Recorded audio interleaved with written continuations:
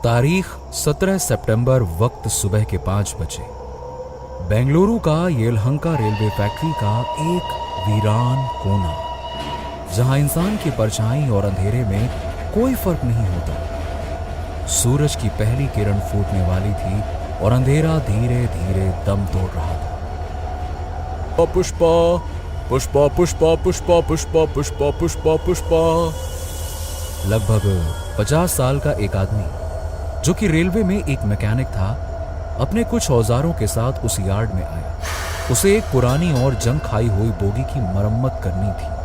वो बोगी के पिछले हिस्से पर टॉर्च की रोशनी मारता है। हाँ, बस ये आखिरी बोगी बची है। इसे ठीक करके सीधा 2 दिन की छुट्टी लूंगा। इस बार बीवी बच्चों के साथ कोयम्बटूर में खूब मजे करूंगा। अरे कितने दिनों से उनको घुमाया नहीं है। चलो देखें क्या है अपने पास। वो आदमी झोले से औजार निकाल बोगी की मरम्मत करने में जुट गया। हथौड़े की एक एक चोट उस वीराने में देर तक गूंजती रही, जैसे रात चीख चीख कर किसी का पता पूछ रही हो। ये सब कुछ देर तक चलता रहा कि तभी अचानक से उसके ठीक पीछे वाली बोगी अचानक से अपने आप हिल उठी। वो आदमी एकदम से चौंक उठा। हाँ, किसी ने इंजन तो स्टार्ट नहीं कर दिया। अरे पर इस वक्त यहां तो किसी की ड्यूटी भी नहीं थी। वो देखता हूं। उस शख्स ने झांक कर इधर उधर देखा। दूर दूर तक किसी का कोई नामो निशान नहीं था।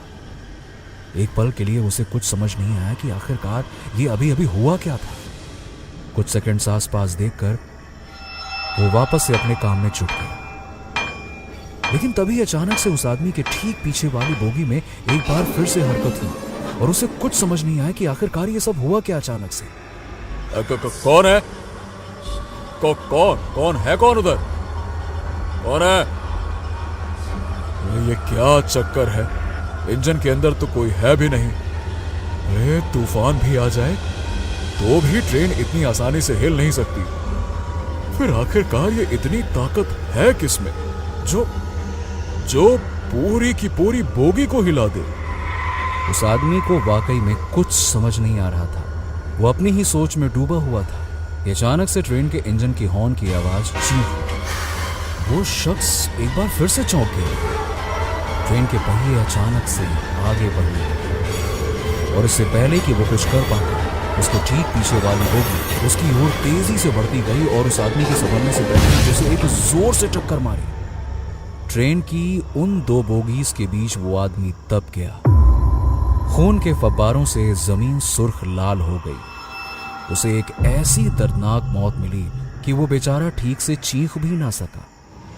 सूरज की रोशनी में खून से सनी बोगी चमचमा रही थी।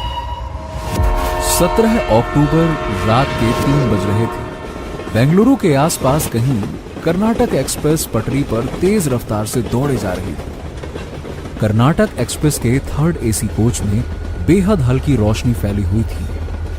ज्यादातर पैसेंजर सफेद चादर ओढ़कर वैसे तो सो रहे थे। बोगी के अंदर फैली हल्की हल्की रोशनी में रात थोड़ी सहमी हुई सी लग रही थी, जैसे उसे मालूम हो कि आज रात कुछ होने वाला है। उस कोच के बर्थ नंबर 44 पर रंगीन और चमचमाती साड़ी में एक औरत बैठी थी। उसने साड़ी के पल्लू से अपना मुंह ढक रखा था। उस औरत के हाथों में सोने के कंगन चमक रहे थे।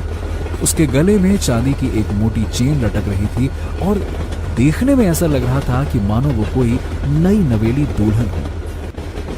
अचानक से एक जोर के झटके के साथ कर्नाटक एक्सप्रेस रुक जाती। ट्रेन किसी छोटे से स्टेशन पर रुकी जहां सिवाय एक नौजवान के और कोई भी नहीं था। उस नौजवान का नाम सनी है, जिसकी उम्र कुछ 28 बरस की होगी। उसने झट से एसी कोच के बाहर दरवाजे पर चिपके रिजर्वेशन चार्ट पर नजर फेरी।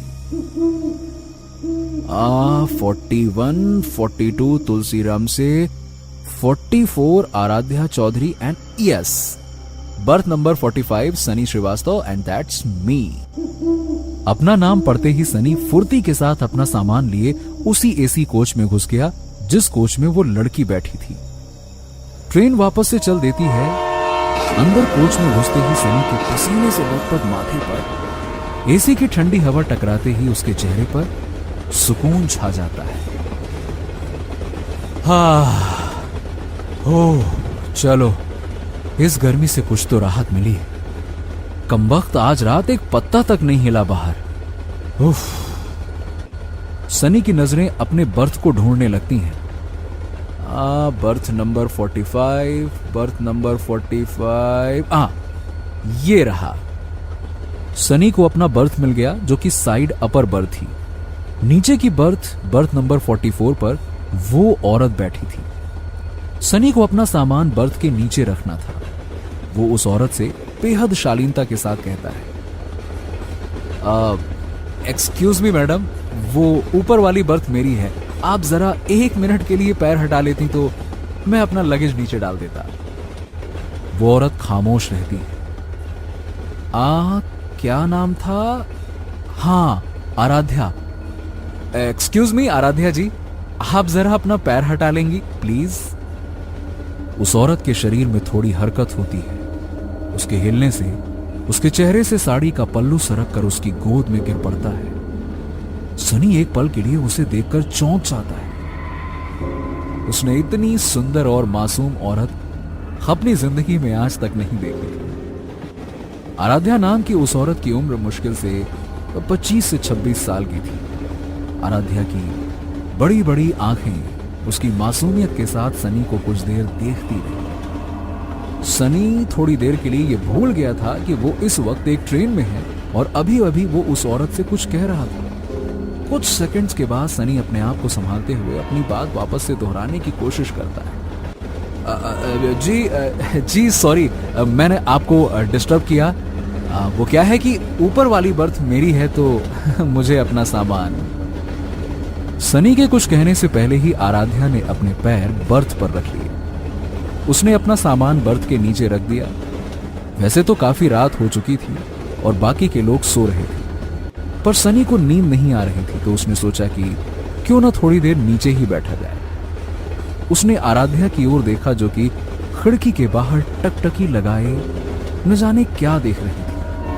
सनी ने उससे झिझकते हुए कहा, माफ कीजिएगा आराध्या जी, दरअसल मुझे नींद नहीं आ रही है। अगर आपको कोई तकलीफ ना हो तो थोड़ी देर यहां नीचे बैठ जाऊं। आराध्या चुपचाप बाहर देखती रही। सनी को समझ नहीं आया कि वो उससे और क्या कहे। आराध्या की खामोशी को इजाजत मानते हुए वो उस बर्थ पर आराम से बैठ गया। बीच बीच में खिड़की से अंदर आती रोशनी में आराध्या का सफेद चेहरा चमक उठता। कुछ देर के बाद उस कोच में टीसी आया। वो सबसे एक एक करके टिकट मांग रहा था। वो सनी के पास भी पहुंचा। हाँ जी भाई साहब, टिकट और अपना आईडी कार्ड दिखाइए प्लीज। सनी ने टिकट और अपना आधार कार्ड टीसी को थमा दिया। टीसी ने जल्दी से एक नजर डाली और आगे बढ़ गया। सनी ने नोटिस किया कि टीसी ने एक बार आराध्या की बर्थ की ओर भी देखा, मगर कुछ भी नहीं कहा और चुपचाप आगे चला गया। वाह अंकल, वाह वाह वाह वाह, लड़की से कोई पूछताछ नहीं, मतलब सारे कायदे कानून सिर्फ हम लड़कों के लिए हैं। चलो भाई कोई बात नहीं, अपने को क्या है। ठीक है। सनी ने अपना मोबाइल बाहर निकाला। उसे अपने मोबाइल की स्क्रीन पर अपनी मंगेतर शालू का मिस्ड कॉल दिखता है। अरे शालू का मिस्ड कॉल कब आया, पता ही नहीं चला। बेचारी अब तक जगी है, चलो उससे बात ही कर लेता हूं। सनी ने अपनी मंगेतर शालू को कॉल बैक किया। हेलो शालू, तुम अब तक सोई क्यों नहीं? ओप्पो, कैसे सो जाती? तुमने बताया ही नहीं कि तुम ठीक से पहुंचे हो कि नहीं। अरे बाबा, फोन नहीं किया तो क्या हो गया, कोई बच्चा थोड़ी हूं मैं। और क्या, बच्ची ही तो हो तुम। अच्छा सुनो, मम्मी पापा से ना अच्छे से मिलना। पापा थोड़े गुस्से वाले हैं तो थोड़ा एडजस्ट कर लेना, ठीक है? रिलैक्स यार, और ज्यादा से ज्यादा क्या होगा? अगर तुम्हारे पेरेंट्स नहीं भी माने तो भाग के शादी कर लेंगे, सिंपल ना, भाग के शादी कर लेंगे। सनी के मुंह से ये बात सुनते ही आराध्या की बड़ी बड़ी आंखें मानो और बड़ी हो गई हों। वो सनी की ओर मुंह करके उसकी बातें ध्यान से सुनने लगी। पता नहीं शालू, आज ना मैं इमेजिन करने की कोशिश कर रहा था कि शादी के जोड़े में तुम कैसी लगोगी। शादी का जोड़ा।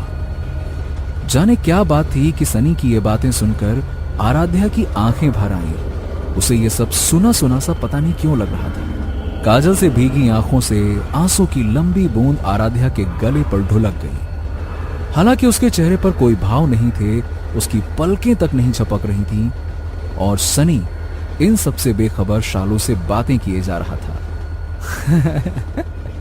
हाँ सही है। खैर अच्छा सुनो, मैं बेंगलुरु पहुंच के फोन करूंगा, ठीक है ना। चलो चलो बस अब सो जाओ, वरना सुबह तुम्हें फिर से माइग्रेन हो जाएगा। चलो ओके, सो जाओ। ठीक है, तुम भी सो जाओ अब। रखती हूँ। Love you too, bye bye.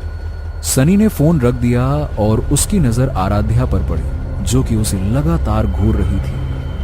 काजल से घुलकर आंसू की एक लंबी बूंद उसके गले पर अभी भी चिपकी हुई थी। सनी ने मुस्कुराते हुए आराध्या से कहा, ओह माफ कीजिएगा अगर मेरी वजह से आपको परेशानी हुई हो। एक्चुअली क्या है ना कि असल में मेरी मंगेतर का फोन था। थोड़े टाइम के लिए भी कहीं चला जाता हूं ना तो बेचारी अपसेट हो जाती है। बाय द वे हम दोनों अगले ही महीने शादी करना चाहते हैं और मैं बेंगलुरु उसके पेरेंट्स के पास जा रहा हूं उसका हाथ मांगने। आई होप कि सब कुछ ठीक रहेगा। आराध्या चुपचाप टकटकी लगाकर बिना पलक झपकाए उसे देखती रही। एक पल के लिए सनी को लगा कि कहीं वो गूंगी तो नहीं, पर फिर सनी ने उससे बात करने की आखिरी कोशिश की। Just wish me luck. वैसे आप भी बेंगलुरु जा रही हैं? इससे पहले कि सनी कुछ और पूछ पाता, अचानक से ट्रेन एक सुरंग में घुस गई और ठीक उसी वक्त पूरी बोगी में फैली धीमी रोशनी फड़फड़ाकर बुझ गई। अंदर घुप अंधेरा छा गया। सुरंग छोटी थी, इसीलिए कुछ ही सेकंड्स के बाद में सुरंग के पार होते ही बोगी में फिर से नीली रोशनी अपने आप फैल गई। सनी को कुछ समझ नहीं आया कि अचानक से ये रोशनी कहां चली गई थी। पर ये क्या, उन कुछ सेकंड्स के भीतर ही आराध्या अपने बर्थ से गायब थी। सनी ने अपने बर्थ से बैठे बैठे ही बोगी के दोनों ओर झांक कर देखा, आराध्या कहीं नहीं थी। रोशनी मुश्किल से 5 से 10 सेकंड्स के लिए ही गायब थी, पर सनी को उसका यूं अचानक से गायब होना थोड़ा अजीब लगा। कमाल है, अभी अभी तो यहीं मेरे पास ही बैठी थी, इतनी जल्दी कहां चली गई? उस तरफ तो नहीं गई, पर अगर इस तरफ भी गई होती तो बाथरूम तक जाने में थोड़ा वक्त तो लगता, और वो भी इतने गुप्त अंधेरे में। कुछ तो गड़बड़ है, मैं दरवाजे की तरफ जाकर देखता हूं। सनी उठा और दरवाजे की ओर जाने लगा। बाथरूम के पास पहुंचकर सनी एक बार फिर से हैरान हो गया। हद है, ऐसा कैसे हो सकता है? दोनों बाथरूम का दरवाजा भी बाहर से बंद है, फिर वो अचानक से कहां गायब हो गई? ट्रेन ने अचानक से ब्रेक लगाई। सनी थोड़ा सा लड़खड़ाया। ट्रेन धीरे धीरे एक छोटे से स्टेशन पर रुक गई। सनी ने ट्रेन का दरवाजा खोला और बाहर की ओर झांका। बाहर बोर्ड पर स्टेशन का नाम लिखा था, येलहंका स्टेशन। है, इतनी बार सफर किया इस ट्रेन से, पर इस स्टेशन पर तो यह ट्रेन कभी नहीं रुकती थी। शायद किसी ने चैन खींची हो, वो औरत भी न जाने कहां गायब हो गई। खैर छोड़ो, मुझे क्या, चेहरा धोकर सीधे सो जाता हूं यार। चलो सोया जाए अब।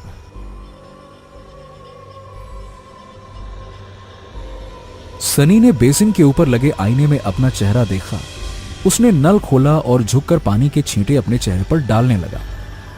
जैसे ही सनी ने अपना चेहरा उठाया, उसे आईने में आराध्या का चेहरा नजर आया। सनी एकदम से घबरा गया क्योंकि उसके पीछे कोई भी नहीं था। फिर आईने में आराध्या का अक्ष कैसे नजर आ सकता था? मगर फिर भी हिम्मत करके उसने पीछे मुड़कर देखा, जहां सिवाय लोहे की दीवार के कुछ भी नहीं था। डर के मारे सनी के हलक से एक भी शब्द बाहर नहीं निकल रहा था। आईने की तरफ उसने धीरे से पलटकर फिर से देखा और आईने में उसके चेहरे की बजाय आराध्या का चेहरा नजर आ रहा था। अचानक से आईना खुद ब खुद टूटकर चकनाचूर हो गया। टूटे आईने के हर एक टुकड़े में आराध्या का चेहरा नजर आ रहा था। सनी की आंखें जम गईं। उसकी नजर दरवाजे की ओर अपने आप मुड़ गई। सनी की आंखों से काले रंग की एक बूंद उसके गालों पर ढुलक गई, ठीक वैसे ही जैसे आराध्या की आंखों से काले रंग का आंसू निकला था। धीरे धीरे उसके कदम दरवाजे की ओर बढ़ने लगे बाहर की ओर। स्टेशन पर बाहर आराध्या खड़ी थी। आराध्या उसे लगातार घूर रही थी। सनी सम्मोहित होकर पूरी तरह से उसके वश में हो चुका था। आराध्या धीरे धीरे स्टेशन के बाहर जाने लगी। सनी भी उसके पीछे पीछे चुपचाप बिना कुछ कहे चलने लगा। ट्रेन ने जोर से हॉर्न बजाई और स्टेशन से धीरे धीरे विदा होने लगी। स्टेशन से सनी और आराध्या रात के अंधेरे में ओझल हो गए और प्लेटफॉर्म से कर्नाटका एक्सप्रेस। आराध्या किसी शिकारी शेरनी की तरह आगे आगे चली जा रही थी और सनी किसी पालतू हिरण के बच्चे की तरह बिना कुछ बोले उसके पीछे पीछे चलता जा रहा था। चारों ओर सिर्फ झींगुरों और सूखे पत्तों की आवाज हो रही थी। वो दोनों एक पुराने गेट से होते हुए एक बड़े यार्ड के अंदर पहुंचे, जहां पटरियों पर जंग लगे पुराने ट्रेनों की बोगियां खड़ी हुई थीं। उनमें से एक बोगी के सामने आराध्या अचानक से रुक गई और उसके पीछे सनी। एक जोर के झटके के साथ बोगी के दरवाजे का लॉक टूट गया और दरवाजा धीरे धीरे खुलने लगा। आराध्या बोगी के अंदर चली गई और उसके पीछे पीछे सनी। बोगी का दरवाजा वापस से एक जोर की आवाज के साथ बंद हो गया। सनी के अंदर जाने के अगले ही पल बोगी की लाइट जल उठी। कुछ देर तक खामोशी छाई रही और अचानक एक जोर की चीख के साथ सनी का कटा हुआ सर खिड़की पर जोर से टकराता है। खिड़की खून से सनकर लाल हो जाती है। उस यार्ड के मनहूस वीराने में रात एक और खौफनाक मौत की गवाह बन गई। ब्रेकिंग न्यूज, एक और बड़ी खबर आ रही है बेंगलुरु से, जहां येलहंका रेलवे फैक्ट्री में आज सुबह एक और खौफनाक कत्ल को अंजाम दिया गया। जी हां, ब्रेकिंग न्यूज, लगातार चौथी दर्दनाक मौत। हाँ बोल दीप्ति। जल्दी से ऑफिस आ जा, बॉस ने इमरजेंसी मीटिंग बुलाई है। अमेरिकन क्लाइंट है, ऑनलाइन प्रेजेंटेशन है and they need the best coder, जो कि तू है। तो बस जल्दी से आ जा यहाँ। दीप्ति, बॉस को बोल दे मैं नहीं आ सकती। अमेरिका से बड़ी इमरजेंसी यहाँ लगी है। कल मिलती हूँ। अरे लेकिन देविका। देविका हेगड़े, उम्र 26 साल, बेंगलुरु की एक बड़ी आईटी कंपनी की एक सुपर ब्रिलियंट कोडर, स्वभाव से झक्की और तेवर की गरम। ये देविका के व्यक्तित्व का वो सच है जिसे दुनिया जानती है, लेकिन देविका का एक दूसरा सच भी है जिसे सिर्फ वही जानती है, और वो है कि देविका को स्कूल में ही सुपर नेचुरल सब्जेक्ट्स में इंटरेस्ट आने लगे थे।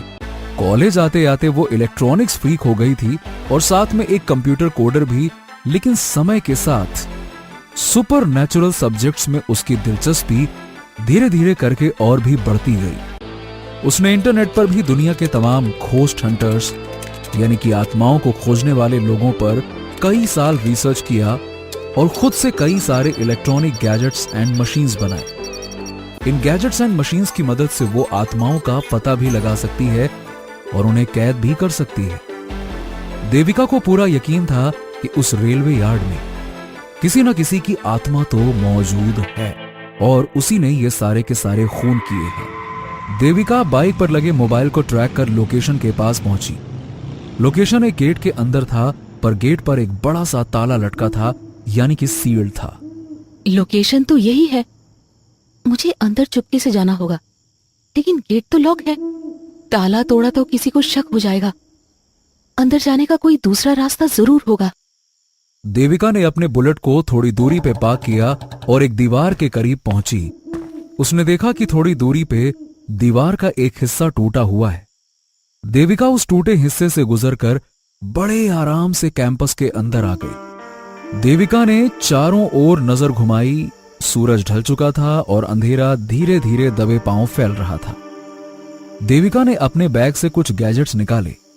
उसने एक ईएमएफ मीटर को घड़ी की तरह अपने कलाई पर बांध दिया। जब क्या होता था कि कोई आत्मा आसपास मौजूद हो तो ईएमएफ मीटर की लाइट जल उठती थी। देविका ने ईएमएफ मीटर ऑन किया और आसपास इधर उधर चलने लगी। अगर उस आत्मा ने वाकई में 4 खून किए हैं तो पीली की जगह लाल बत्ती जलनी चाहिए, और अगर लाल बत्ती जली तो इसका मतलब होगा कि मेरा सामना एक बहुत जिद्दी और गुस्सैल आत्मा से होने वाला है।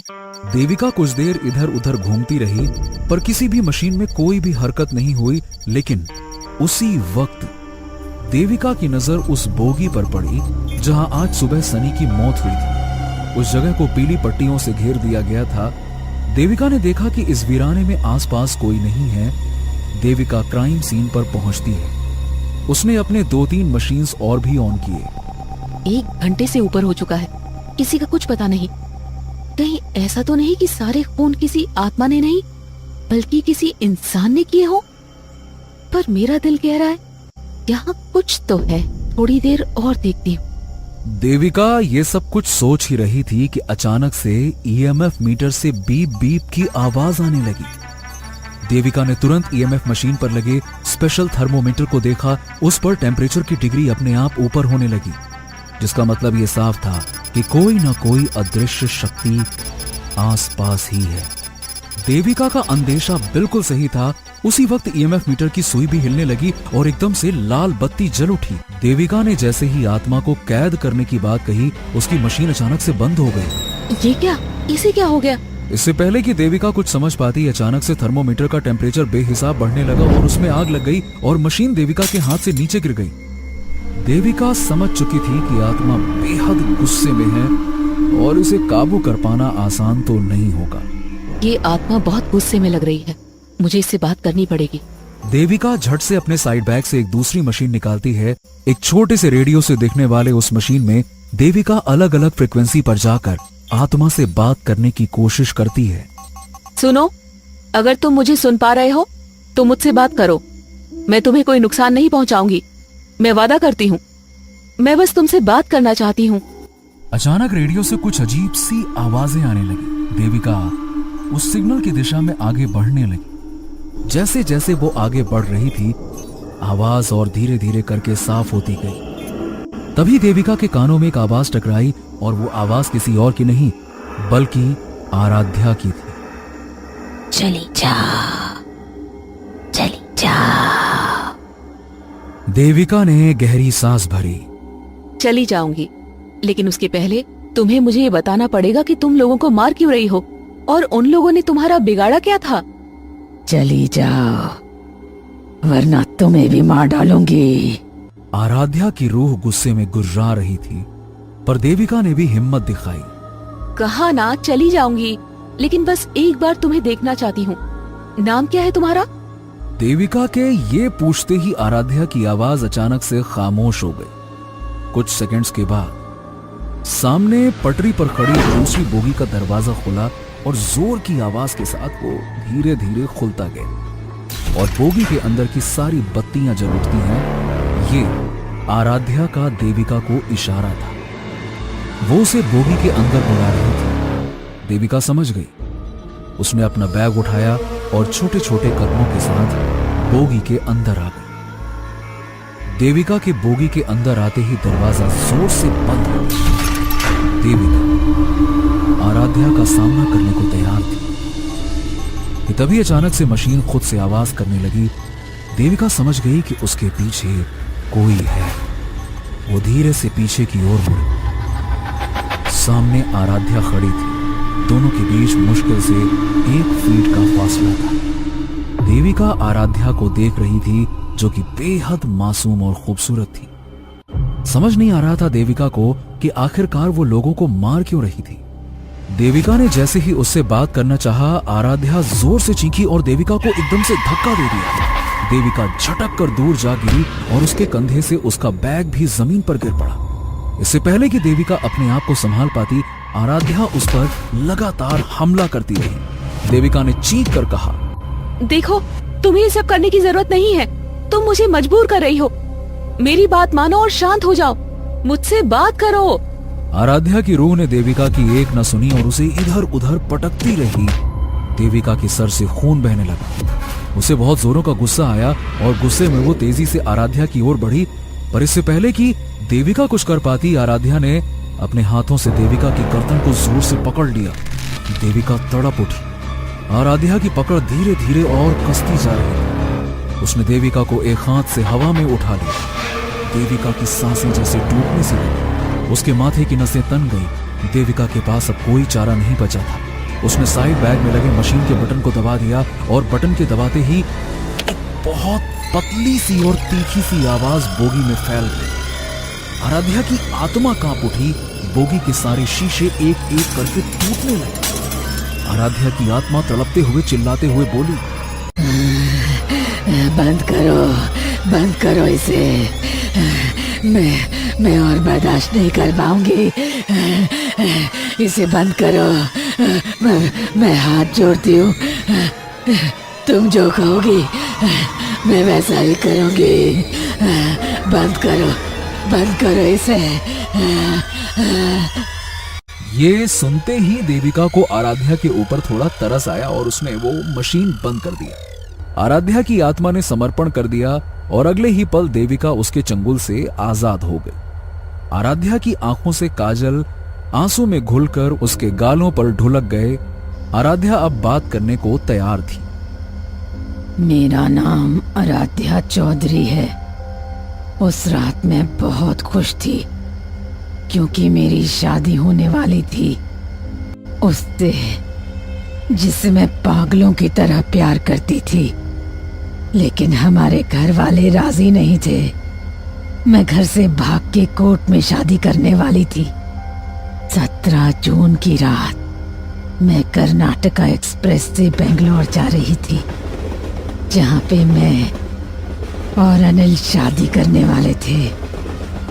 मैं खुश जरूर थी कि अगले दिन से मेरी जिंदगी बदलने वाली थी, पर मैं थोड़ी घबराई भी हुई थी क्योंकि मेरा भाई पुलिस में है और बहुत गुस्से वाला भी। मैं बहुत हिम्मत करके घर से भागी थी, बल्कि सच कहूँ तो जिंदगी में पहली बार मैं ट्रेन से अकेले सफर कर रही थी। फिर किसी छोटे स्टेशन पर ट्रेन रुकी। 50 की उम्र का एक आदमी बैग लिए मेरी बोगी के अंदर आया। मेरे ठीक ऊपर की बर्थ उसकी थी। मैं मासूम थी।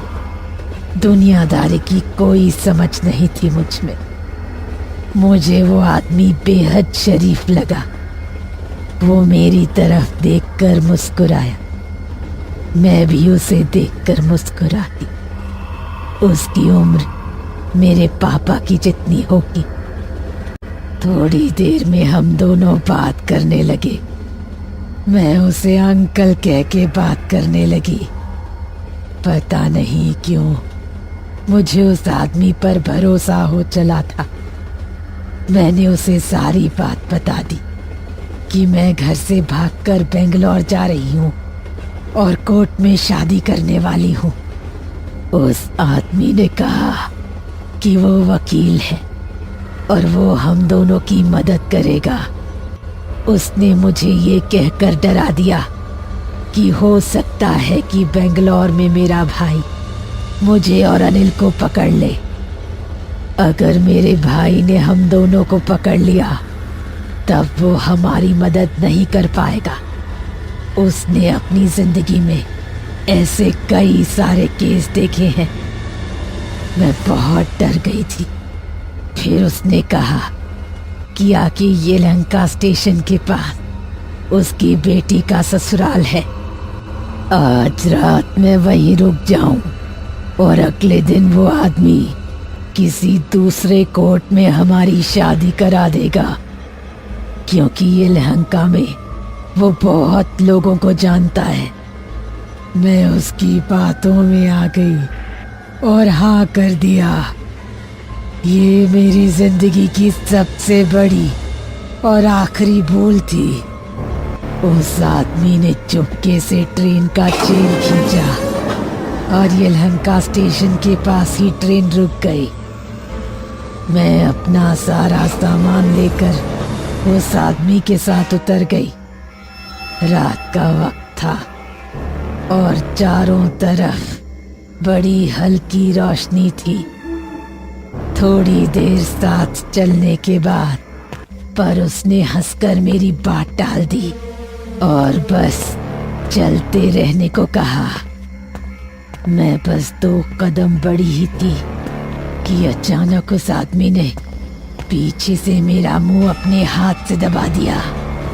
उसने एक झटके में मेरी सोने की चेन मेरी गर्दन से निकाल ली।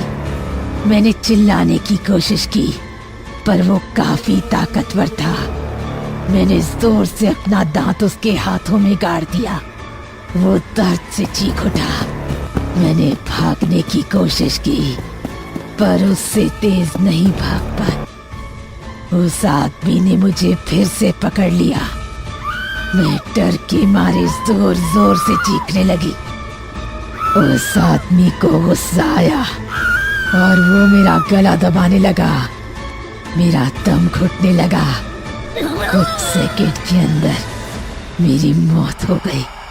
कहाँ अगले दिन मैं दुल्हन बनने वाली थी और कहाँ मेरे सामने मेरी ही लाश पड़ी हुई थी।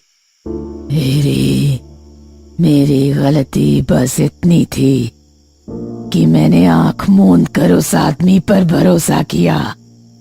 मुझे लगा कि उसने मुझसे प्यार से बात की है, इसलिए वो अच्छा ही होगा। नहीं, ऐसा नहीं होता है।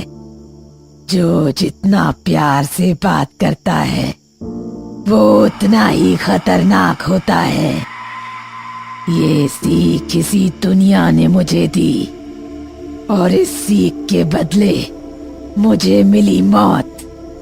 मैंने फैसला लिया कि हर वो इंसान जो प्यार से बात करने का नाटक करता है उसे मारना होगा। आराध्या, तुम्हारी उम्र इतनी भी नहीं हुई थी कि दुनिया का सच समझ पाती। मुझे तुम्हारे लिए बहुत दुख है, लेकिन आराध, तुम्हारी ये सोच बिल्कुल गलत है। तुम तो लव मैरिज करने वाली थी ना। प्यार से तो सनी भी बात किया करता था ना। जब वो तुम्हारे सामने आएगा तो क्या उसे भी मार दोगी?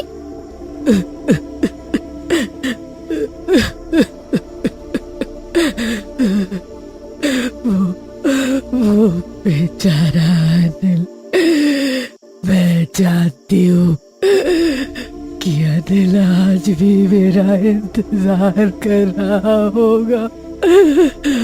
महीने की हर 17 तारीख को मैं इसी कर्नाटका एक्सप्रेस पर चढ़ती हूँ कि बेंगलोर पहुंचकर अनिल से मिलूंगी, पर ऐसा कभी नहीं हो सकेगा।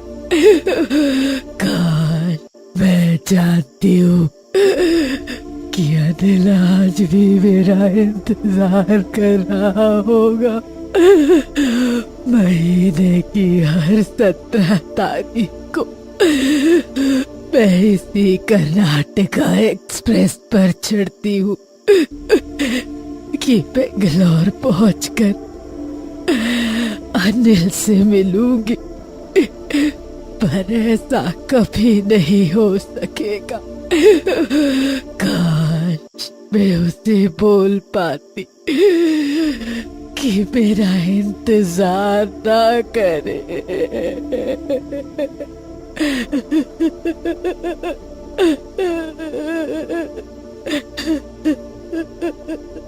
क्या तब शांत हो जाओगी? लोगों को मारना बंद कर दोगी? मतलब मैं तुम्हारा मैसेज अनिल को पहुंचा दूंगी। तुम? मगर ऐसा कैसे होगा? इस मशीन में तुम्हारी आवाज रिकॉर्ड हो जाएगी, फिर तुम्हारा मैसेज अनिल को दे दूंगी। It's my promise. लेकिन तुम्हें वादा करना होगा कि तुम अब किसी को नहीं मारोगी। वादा करती हूँ। अनिल, तुमसे जीते जी मोहब्बत की थी और मरने के बाद भी करती हूँ, लेकिन मैं हमेशा हमेशा के लिए जा चुकी हूँ। मुझे मुक्ति चाहिए और तुम्हारा इंतजार मेरी भटकती आत्मा को ये दुनिया छोड़ने नहीं देगा। अनिल, प्लीज इसे मेरी आखिरी ख्वाहिश समझना। मुझे भूल जाओ और नई जिंदगी शुरू करो। हमेशा खुश रहना। तुम्हारी आराध्या। आराध्या की आत्मा अब मुक्त हो गई। देविका खुश थी कि शहर में अब और कत्ल नहीं होंगे, मगर क्या देविका का ऐसा सोचना सही था? दोस्तों, कैसी लगी आपको ये खौफनाक और रोमांचक कहानी नीचे कमेंट करके जरूर बताइए। और अगर आपको ये कहानी पसंद आई तो लाइक, शेयर और भूतनाशक पार्टी को सब्सक्राइब करना ना भूलें। हर शुक्रवार हम लाएंगे एक नई हॉरर स्टोरी, तो तुरंत बेल आइकन को दबा दें ताकि ऐसी ही हैरत अंगेज कहानी आपसे कभी छूट ना जाए, क्योंकि डरोगे तभी तो आगे बढ़ोगे।